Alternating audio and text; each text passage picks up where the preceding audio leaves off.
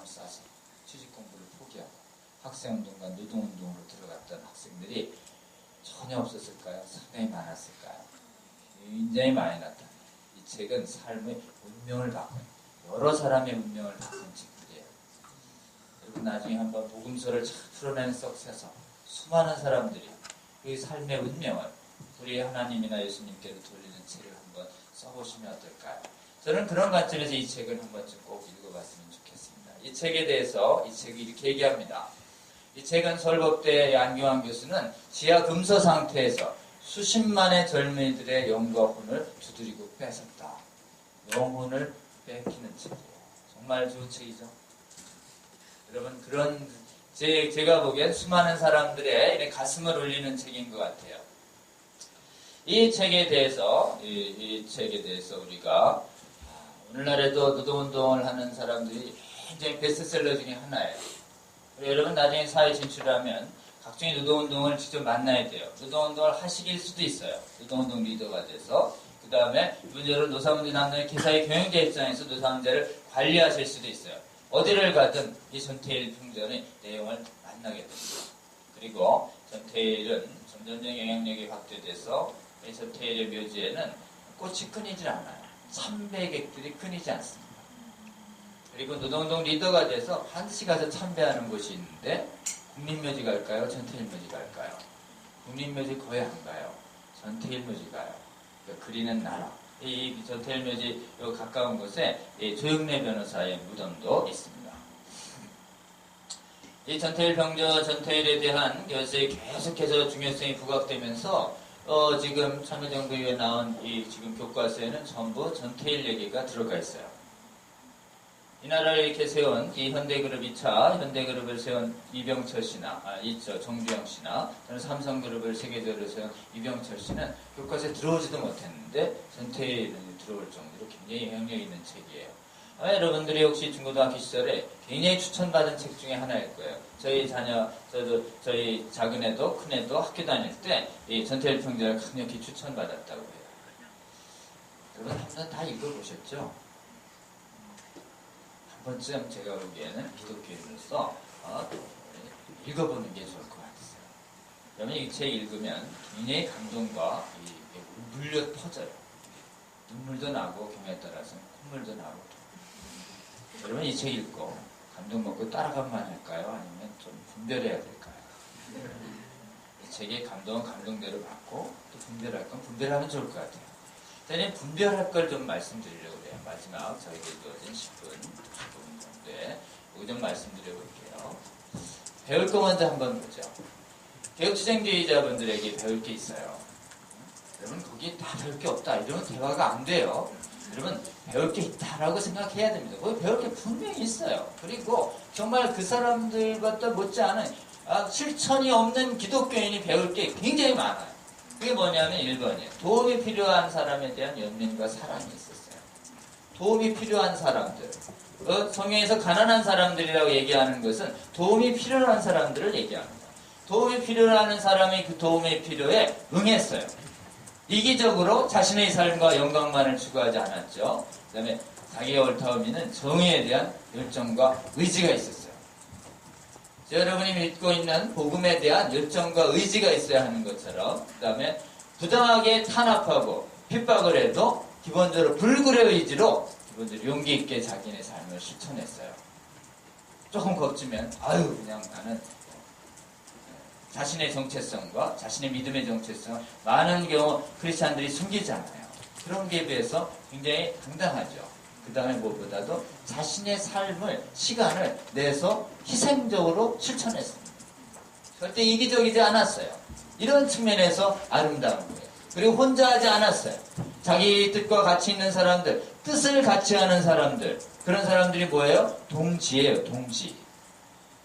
복음을 같이 하는 사람들도 사실은 동지죠. 이 동지는 굉장히 좋은 말이에요. 근데 저쪽에서 하도 쓰다 보니까 동지라는 말을 섣불리 잘 못 쓰는데 굉장히 좋은 뜻이에요. 김동지, 박동지 얼마나 좋아요. 독립운동할 때 주로 자주 썼던 말이긴 하지만 기본적으로 말이죠. 노동운동에서 좀 많이 써요. 동지들을 규합해서 계속 훈련하고 학습하고 그랬습니다. 이렇기 때문에 전태일을 아름답다 이렇게 얘기하는 겁니다. 지금 많은 경우 개혁투쟁주의 노동운동가 열심히 하는 분들 중에서는 정말 기독교인으로서 이렇지 못한 분들이 있죠. 개인의 영광을 위해서 기독교를 이용하는 사람들이 많아요. 도덕적으로 부패하는 사람들이 많아요. 금전적으로 부패하는 사람들이 많은데도 불구하고 계급투쟁주의자들, 노동운동가들 중에는 절대 사용자랑 부패해서 향 먹고 타락하는 사람도 있지만 교절 깨끗하고 일반 성직자보다도 깨끗하고 헌신적으로 용기 있게 사는 노동운동가들이 많을까요, 적을까요? 그런 유물론자들이 많을까요, 적을까요? 그런 유물론자들이 훨씬 많은 것이에요.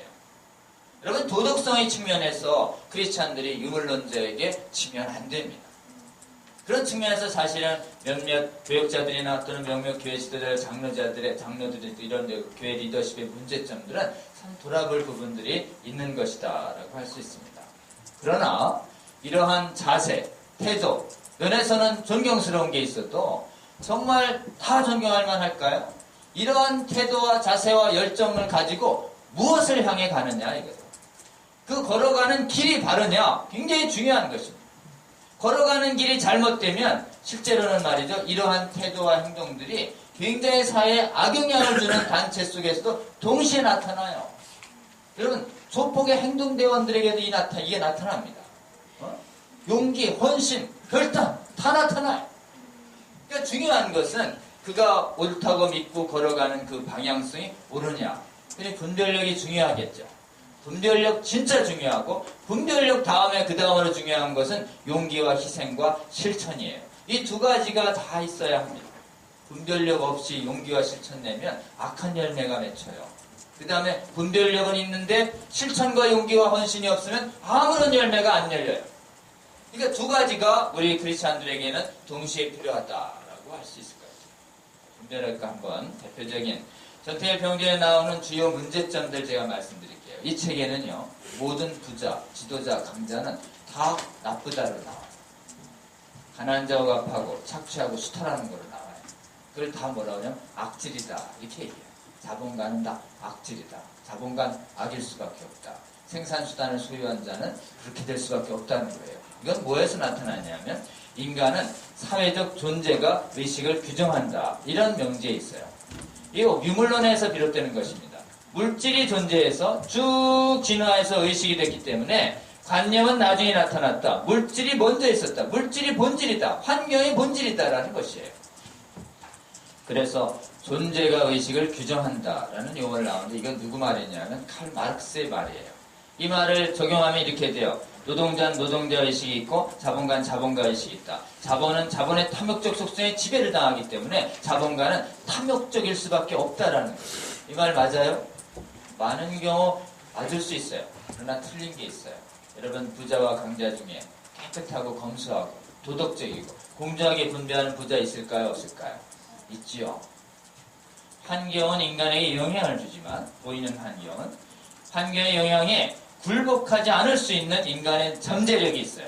환경의 영향력에 굴복하지 않는 인간이 옳다고 믿는 그걸 향해서 인간이 선택할 수 있는 능력, 그걸 뭐라고 하느냐? 그걸 자유다 이렇게 얘기합니다. 선택의 자유가 있습니다. 인간에겐 자유가 있어요. 이 자유의 힘을 이 유물론자들은 경시합니다. 그래서 기본적으로 유물론자들에게 설명되지 않는 건 뭐냐면 노동자에서 상속되지 않는 데에서 거대한 자본을 이뤄내는 자수성가하는 사람들을 유물론자들은 설명을 못하는 거예요. 그래서 누가 세습되고 대대로 이어지고 뭐가 거식이 되고 이런 것만 계속 문제 삼지 지금 바닥에서 올라오는 이 자유의 힘을 보여주는 사람들을 계급투쟁주의 에이 그건 옛날 얘기지 개천에서 욕나는 건 요새 되겠어요? 강남 통계 내보세요. 강남 애들이 훨씬 더 좋은 대학 많이 가잖아요. 통계적으로는 그래요. 그러나 통계가 진리는 아닌 것입니다. 여러분 이 건물을 세우신 현대그룹을 만든 사람은 이 고대에 세워질 때 벽돌 날랐던 노동자였어요. 정주영 씨는. 기본적으로 여러분들의 이 선택의 자유를 중시하는 사고를 자꾸 가져야 합니다. 그래서 저쪽에서는 모든 악의 근원을 뭐라고 부르냐면 소유가 자유롭게 하니까 더 가진 자, 덜 가진 자 생겼다는 거예요. 모든 악의 축은 사적 소유에서 나온다. 그러니 개인적으로 소유하게 하지 말자. 생산수단을 사회가 같이 소유하게 만들자. 그게 뭐예요? 사회적 소유예요. 그게 사회화의 본질입니다. 생산수단을 같이 만들어서 국영기업 만들고 국영농장 만들면 모든 억압과 착취는 다 사라질 것이다 라고 믿고 해봤어요. 그랬더니 그랬을까요? 공산주의 국가에도 착취와 억압과 수탈이 나타난 거예요. 악이 어디서 있는 거예요? 악은 제도에서 있는 게 아닙니다. 악은 인간의 내면에 있는 것이에요. 인간이 선택의 자유를 가지고 선을 선택할 수도 있고 악을 선택할 수도 있고 정의를 선택할 수도 있고 불의를 선택할 수도 있는 것이에요.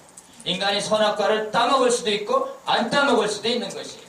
그 자유를 가지고 안 따먹을 수 있도록 자꾸 가르치고 교화하고 이런 것이 좋은 세상. 제도가 정의로운 나라는 없어요. 사람이 정의로울 때만 사회가 정의로울 수 있다라고 하는 것이죠. 이런 점에서 이 책은 잘못됐습니다. 그 다음에 이 책은 이렇게 얘기합니다. 다수의 노동자가 역사의 주인이다. 모든 가치는 노동자가 만든다. 그러니 노동자가 주인되는 새 세상을 만들어야 된다는 것인데 여러분 어떨까요? 모든 가치는 노동자가 만드는 게 아니에요.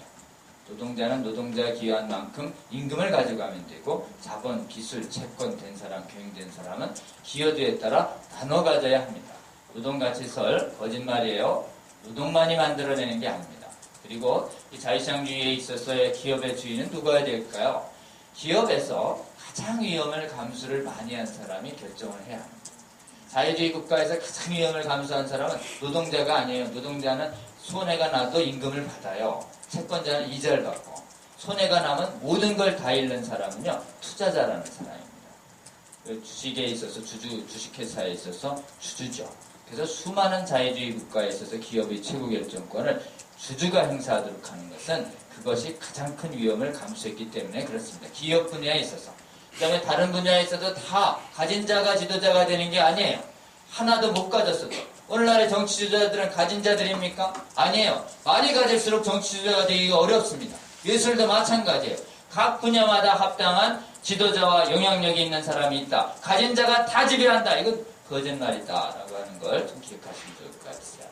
그 다음에 마지막 세 번째는요. 대화 안 돼. 대화를 뭐가 된다는 거야? 힘으로 눌러야 돼. 라고 하는 것이 변증법이에요. 여러분 어떨까요? 이 말은 젊은이들을 확 끌어당깁니다. 정의를 말로 해서 되겠어요? 말로 안 되면 힘으로라도 정의를 실현해야지. 여러분 만약 정의 실현한다고 즉각 강제적인 심판이 임하면 어떻게 될까요? 여러분 심판이 임했기 때문에 심판을 이렇게 강제력을 가장 우선시했기 때문에 계급투쟁주의가 건국될 때마다 수많은 사람들이 죽어나갔어요. 반동이라는 이름을. 스탈린에 의해서 죽은 반동은 역사의 기록을 보면 2천만이라고 해요. 모택동에 의해서 죽은 사람은 1,000만. 그것 말고 그 후세에 지금 종교가 이렇게 폐허가 되면서 가둔 사람들이 말할 수가 없어요. 캄보디아 만약에 굉장히 위험한 사고예요. 여러분 입장이 다르면 절대 생각이 안 바뀐다. 여자는 여자의 생각이 있고 남자는 남자의 생각이 있다. 사용자는 사용자의 생각이 있고 노동자는 노동자의 생각이 있다. 절대 안 바뀐다. 입장의 차이는. 이런 사고가 유물론적 사고예요. 여러분 인간은 충분히 대화하고 소통하면 남자가 여자를, 근로자가 사용자를, 그리고 부모가 자식을 함께 무엇이 올바른지에 대해서 자신의 입장을 초월해서 그 올바른 길을 향해서 합의할 능력이 있을까요? 없을까요? 있는 것이에요. 인간에게 환경을 뛰어넘을 수 있는, 입장을 뛰어넘을 수 있는 자유가 있기 때문에 그렇습니다. 인간은 이 환경을 다스릴 수 있는 능력이 있습니다. 창세기에 만물을 다스리라고 할 때 이 다스림은요, 인간의 선택의 자유를 의미하는 것으로 이해된다고 저는 생각합니다. 여러분, 그래서 가능한 문제 해결이 있을 때 강제력으로 마지막으로 행사해야 돼요. 가능한 느려도 당장 안 돼도 인내를 가지고 기다리면서 돌아오도록 호소해야 합니다. 우리가 인내심을 잃고 강제력을 행사할 때 엄청난 충격과 피해를 줘요. 돌이킬 수 없는 상처를 남깁니다. 투쟁을 먼저 앞세우는 건 돌이킬 수 없는 관계 파탄을 이끌어내요. 시원시원해서 좋지만 그 심판이 자신에게 온다고 생각해 보세요. 내가 잘못할 때마다 하나님의 강제적 심판이 즉각 임했으면 여기 우리가 살 수 있겠습니까? 기본적으로 정의를 구현할 때 가능한 자유로, 최대한 자유로 하도록 설득하고 마지막으로 안 될 때 강제력으로 오는데 그 마지막으로 안 될 때 오는 강제력이 뭐냐? 그게 법률이에요. 그래서 법률은 최소한이고 이 도덕의 부분은 자유로운 영역으로 남겨놔야 합니다. 강자로 하여금 약자를 도우라고 얘기합니다. 약자를 도와라. 약자인 나는 못 돕지 않냐. 네가 도와. 안 도와? 세금 내는 거 이상으로 도우라니까 안 도와? 그럼 우리가 네 걸 뺏어서 강제로 나눠주겠다. 이게 계급투쟁주의인 거예요. 여러분, 약자는 도와야 하지만 기본적으로는 세금 낸 거 이상으로는 그 사람의 자유에 맡겨야 합니다. 노블리스 오블리제에 맡겨야 돼요. 그 사람이 오블리제를 안 한다고 해서 힘으로 그 사람 걸 뺏어서 나눠주기 시작하면 엄청난 피해가 나오기 시작하는 것이에요. 그럼 그 사람으로 하여금 자유로운 방법으로, 자발적인 방법으로 그 가진 것들을 약자를 위해서 나누게 하는 방법이 뭘까요? 그것이 우리가 복음을 듣고 진리를 듣고 성령의 감동을 따라서 약자에 대한 긍휼함이 생겨서 자신을 그렇게 하는 게 가장 좋은 방법이죠. 약자가요, 강자가 자꾸 탐욕하고 사치하고 부패할수록 사회에 계급투쟁주의가 만연해집니다. 근데 강자와 약자가 크리스찬들이 가진 걸 가지고 능력이껏 번 걸 갖고 공동체를 위해서 자꾸 나누고 베풀고 그리고 기여를 많이 할수록 계급투쟁주의가 약화되는 것이에요. 여러분들이 사회 각 분야의 리더가 되실 텐데 기본적으로 주어진 자유와 능력을 가지고 그 안에서 그 능력과 힘으로 도덕적인 삶을 사시면 좋을 것 같으세요. 마지막으로 하나만 말씀드릴게요. 여러분, 정의가 뭐냐? 이게 이제 여기의 결론입니다. 마르크스의 정의관은 이렇게 얘기합니다. 정의와 진리는 다 변한다는 거예요. 수많은 유구한 역사 속에 변했듯이 영원한 진리 없어. 그때 다 변해. 지금 옳다고 얘기하는 진리는 지금 지배층이 얘기하는 진리야. 모든 것이 변한다는 것 빼고 다 변해. 시대와 문화 환경 따라 다 다양한 거, 그걸 무슨 오랜 설명이 필요해? 다 다르다. 이걸 상대적 진리관이다. 이렇게 얘기합니다. 그런 다음에 이 정의는 반드시 이해관계가 나뉘어진다고 봐요. 가진 자 없는 자, 가진 자가 더 가져가면 없는 자는 좀 덜 가져가고 반드시 이해관계에 충돌하는데 어떻게 가진 자와 없는 자가 같이 좋아질 수 있냐는 거예요. 같이 좋아진다는 것 상생은 거짓말이라는 거예요. 가진 자와 함께 좋아진다는 건 부르주아들이 만들어낸 이데올로기라고 봐요. 그래서 이해관계는 반드시 나눠지는데 너 어느 편에 쓸래? 가난한 자야 부자야, 약자야 강자야, 자본가야 노동자야, 서울이야 지방이야. 반드시 편을 나눠서 나는 어렵고 힘들어도 사회적 가난한 피집의 약자 편에 쓰는 것이 정의라고 봐. 너는 너 혼자 절 맞고 잘 살라고 가진 자 편에서 없는 우리 착취수탈을 하는데 앞장서고 있지. 나는 정의고 너는 불의야. 그리고 기독교인들이 하는 것이 전부 가진 자 편에 서서 기본적으로 없는 사람들 착취수탈을 하는데 앞장서고 있다라고 보수 종교를 공격합니다. 이 시각 잘못됐을까요? 옳을까요? 틀릴까요? 그래서 이런 세계관들이 계속해서 가르쳐주니까 많은 사람들이 나 사회적으로 잘 되고 이렇게 해서 혹시 법률가 되려는 사람들이 왜 법률가 되려고 그러니? 사회적 약자 도우려고요. 계속 나와요. 이 말은 틀릴까요? 맞을까요? 반쯤 맞아요. 사회적 약자의 정당한 이익을 도우면 맞아요. 사회적 약자의 부당한 이익은요? 그럼 깜짝 놀라요. 사회적 약자가 부당할 수 있나요? 사회적 약자는 다선한 거 아닌가요? 어떻습니까? 그럼 사회적 약자는 거짓말해도 돼요? 살인해도 돼요? 떼건 부리도 돼요? 폭력 행사도 되는 거예요? 사회적 약자는 탐욕 없어요? 여러분, 약자와 정의가 다른 거 아시겠죠? 이건 잘못된 정의관이에요. 약자에 대한 긍휼과 정의를 교묘하게 혼동시킨 것입니다. 약자는 구제의 대상이고 긍휼의 대상일 수는 있어도 정의의 기준은 아니다라고 하는 걸 여러분 분명히 기억하시면 좋겠어요. 정의는 이런 것입니다. 정의의 핵심은요, 시대와 공간에 따라서 다르지 않아요. 정직해라, 인격을 존중해라, 희생하라. 이건 모든 사회, 어느 시대나 같습니다. 핵심 개념. 그래서 시대의 공간에 따라 문화에 따라 똑같다. 이걸 보편적 정의라고 그래요. 그 다음에 시대에 따라서도 달라지지 않는다. 이 시대적 보편성을 영원성이라고 그러는 거예요. 그래서 우리가 정의와 진리 앞에 영원하다라는 말을 붙이는 것입니다. 그리고 정의의 핵심은요, 옳고 그름이에요. 타당성을 얘기해요.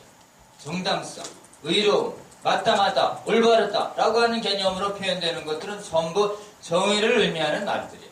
이걸 합쳐서 뭐라 그러냐? 영원한 진리, 보편적 정의다. 이렇게 부릅니다. 이걸 우리가 원칙이다라고 부르는 것이에요. 여러분, 이런 보편 타당한 원칙 개념을 우리 같은 크리스찬들의 신앙이나 또는 철학에서 뭐라고 그러냐면 보편적 타당성이다. 이렇게 불러요.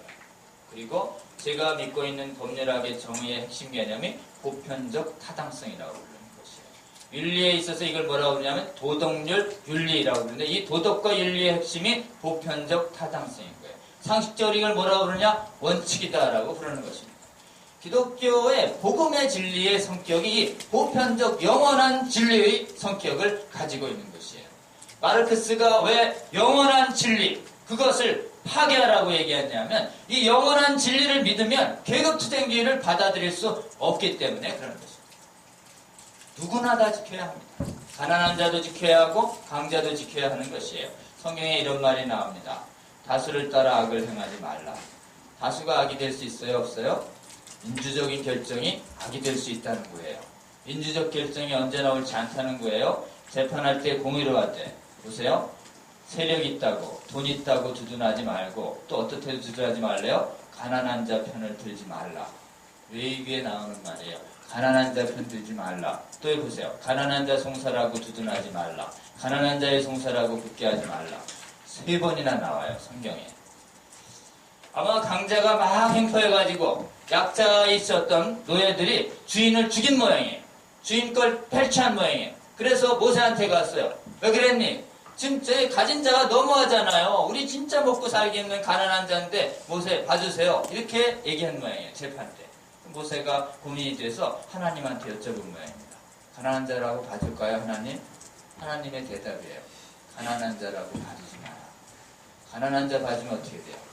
프롤레타리아트라는 이름 하에, 인민의 당이라는 이름 하에 엄청난 악을 행하고도 자기가 악을 행한 줄 모르게 되는 것이에요. 이 잘못된 정의관에 사로잡힘에서 벗어나야 합니다. 이게 바른 정의관이에요.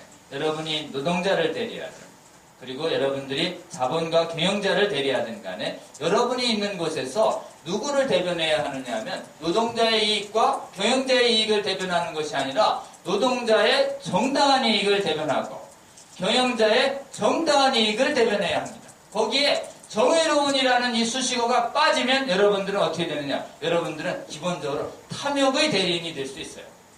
이걸 모든 이 정의와 진리의 그 내면 속에 집단의 이해관계가 사로잡혀 있다라고 하는 이 원칙을 당파성의 원칙이다. 이렇게 얘기합니다. 이 당파성의 원칙이 마르크스의 가장 중요한 원칙인데 이거 잘못된 거예요. 인간은 보편 타당성이 핵심적인 정의다라고 하는 것입니다. 여러분 이익에 지배되지 말아야 합니다. 여러분 정의가 지배를 해야 돼요. 정의의 지배를 받아야 돼요. 모든 사회의 각 당사자들이 보편타당한 정의를 믿고 따르면 정의 앞에서 사람들이 만나요. 근데 자신의 이익을 더 앞세워서 정의를 이용하려는 사람들이 있어요. 기독교인들 중에서도 자신의 일심 영광을 위해서 복음을 이용하려는 사람들이 있어요. 복음 앞에 자기가 순종해야 하는데 자기의 의가 복음을 지배하려고 하는 경우, 이게 기본적으로 당파적인 사고인 것이에요. 여러분, 법이 다스리는 나라, 정의가 다스리는 나라, 진리가 다스리는 나라가 제대로 된 나라지, 사람이 다스리는 나라, 내가 다스리는 나라, 내 집단이 다스리는 나라, 이렇게 되면 악의 나라가 될 수 있습니다. 상대적 당파성이 아니라 보편적 타당성이 바른 정의관이다라고 하는 것을 여러분 말씀드리고, 여러분 각 분야에서 우리 성경이 얘기하는 바른 정의관인 영원한 진리, 정의를 잘 믿고 실천하는 여러분들 되시면 좋을 것 같아요. 마지막으로 공부하고 싶은 책은 전태일평전을 한번 읽어보시고요. 그다음에 보편적 원칙을 그래도 잘 설명하는 책이에요. 이 사람이 몰몬이라는 얘기는 있는데 이 책 안에 몰몬 책은 전혀 없습니다. 기본적으로는 이 보편적 정의를 좀 상식적으로 좀 가장 설명해 준 책이라고 생각해서 좀 추천하고 있는 책이고요. 이 책은 제가 쓴 책이에요. 2011년에 썼는데요. 전경련에서 자유시장경제에 좀 기여했다고 그래서 그에 좀 대상 주신 책인데요.